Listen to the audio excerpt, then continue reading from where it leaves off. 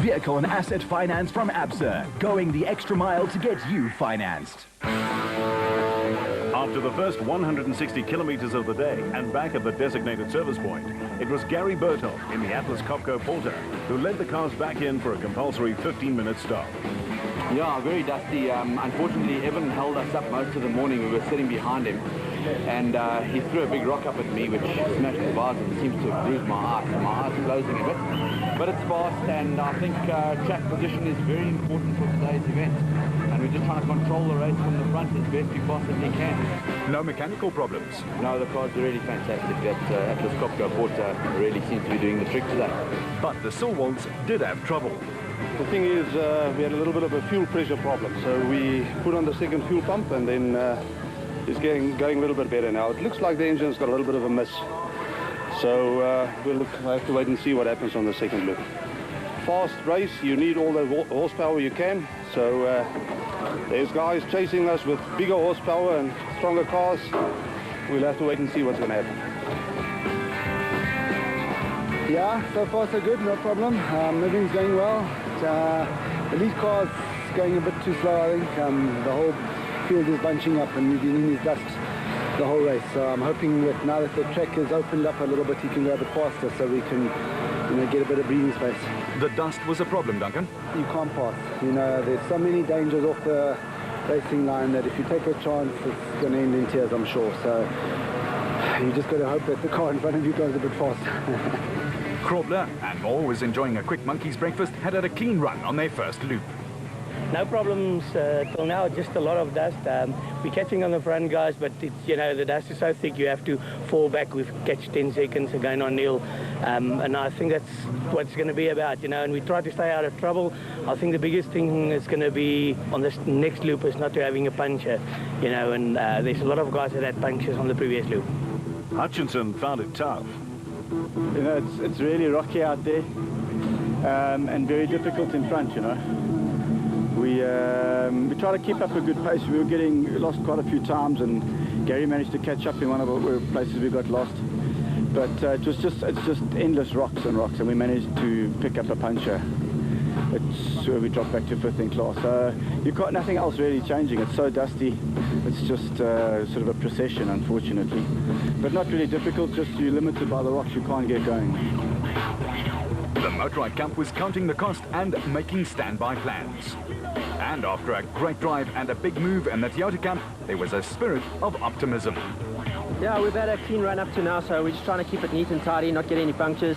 It's virtually impossible to get in too close to the other to pass him, so it's kind of like follow my leader right now. A tired-looking Kenny Schulthammer had dust in places where most people don't have places. Kenny, any problems out there? No, it's just dust. Just dust. Yeah. No, it's a little bit. There's some very big rocks in the long grass. So a little bit. You've got to be a bit fortunate to get away with it, So we passed a lot of the guys when they punctured. Yeah, let's see. So we'll get a bit of time back later on. We got caught behind the train for quite a bit of time this morning. So. The trick is not to get any punctures, is it? Well, you know what? Yes, but it's very difficult not to, because the grass is long. You've got to do racing. You've got to go quickly. So fortunately or unfortunately, we started far back this morning, so the track's a little bit clear, but we're having a good time. We're having a lot of fun. We look forward to seeing where we finish tonight. Henry, how's your morning been? Oh, lovely. So far, so good. Halfway through, it's very quick. I mean, we're averaging, excuse me, about 72.8 odd, which is fast. I mean, normally a good off-road is 60, with fast. No punctures? Nothing. So far, we're driving it carefully. We're not going too fast. In the sponsor's car, there was a lot of fun being had by all. Het is lekker. Die laaste gedeelte is een beetje rof, baie klipperig, maar is lekker. Hulle het nie punctures gehad nie. Nee, as ek gister 'n puncture gehad, was er vandag bietjie gelukkig en geen puncture nie.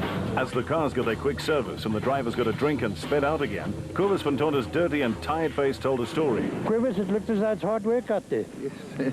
No, it's really tough in the dust there. No, we're battling the dust, really. Unfortunately, we had a lot of flat wheels. We used all our tires. We had 3 flats during the first round. So it causes that we end up behind a lot of slow traffic, and we really battle in the dust. You get closer to a car, but to get past him is really difficult. It certainly was a character-building morning out there for the drivers and their navigators. Anthony Taylor agreed. Yeah, it has been. 40 k's out, there's a whole lot of rocks in the road, and we rode over them slowly, but unfortunately one of them hit the prop shaft and bent the prop shaft like a cook sister. So we had to stop, take the prop shaft off, and we ran the last 120 odd k's in just front wheel drive. So yeah, it's been quite an eventful morning. Problem is if you haven't got the rear drive, you can't commit into corners.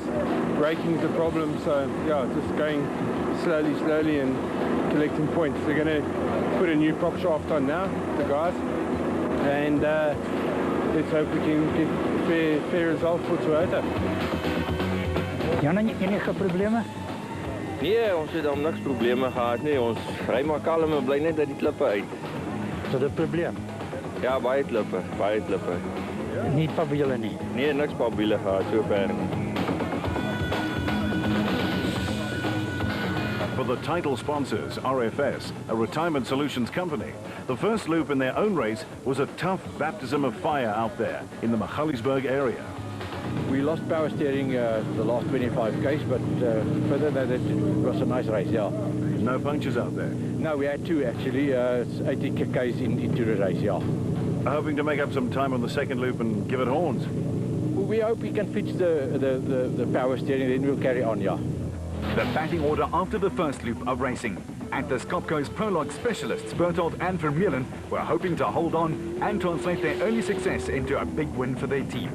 The Stalwarts were holding station and pleased with being right there in the hunt, while Fawcett moved up one place overall and Cronje closed the gap on the SP leader out there on the road.